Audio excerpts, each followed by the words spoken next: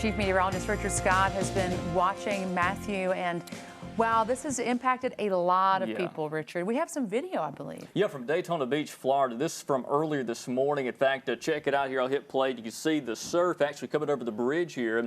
This guy, for some reason, decides it's a good idea to actually stand over the bridge over Daytona Beach, Florida. And you can see the surf, the waves actually coming over parts of the bridge there. Incredible video. In fact, at that point, winds were gusting to hurricane force. And again, for some reason, this guy decides it's safe to stand on a bridge. You know, I don't know why people think some of these things, but... Is that a good idea? Not a good idea, no. Lynn. But it's an incredible video, kind of shows you what is happening in Florida today. Let's go over to the maps. I want to show you radar and what's happening with Matthew. No longer is this storm a major hurricane. It's a Category 2 storm and weakening. We got some drier and wind shear kind of tearing the system apart just a little bit. Still a lot of powerful rain and wind happening from roughly Daytona Beach, Florida northward, especially once you get towards Jacksonville and even towards the Savannah, Georgia. We got a coastal flooding big time in these areas. A storm surge now being reported as far north as Charleston, South Carolina.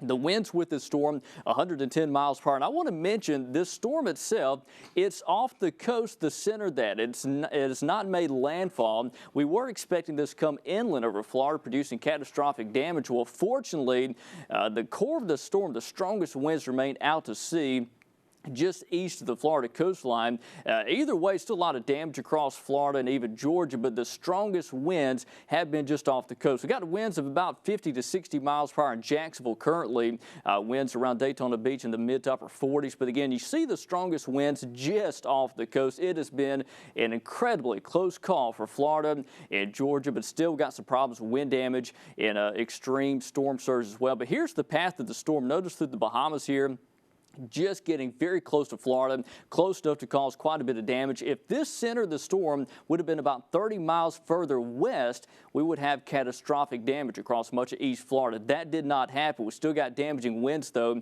The storm should move up to around Charleston early on Saturday, North Carolina on Sunday, then out to sea doing a loop as going to next week. Fortunately, by that point, this storm will be a whole lot weaker as Matthew will continue to weaken. Live look from Tuscaloosa, currently 90 outside of summer again. What about fall? It doesn't feel like it. Fortunately, we got a breeze to cool things off, at least make it feel better at 16 out of the north.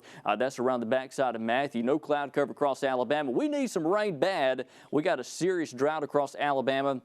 In fact, over 8 inches behind the deficit in Tuscaloosa. Anniston, a foot lower in terms of the amount of rainfall we should have at this point this time of the year. Temperatures certainly hot this afternoon across Alabama for Friday night football. It will be cooling off just a little bit. We're back in the upper 70s at 7 o'clock, mid 70s by halftime. As we wrap up the local high school football games, though, I think temperatures will be back around 70 on average. And look at the forecast over the next several days. It will start to cool off just a little bit back in the low 80s Sunday, Monday, and Tuesday. Lows in the 50s.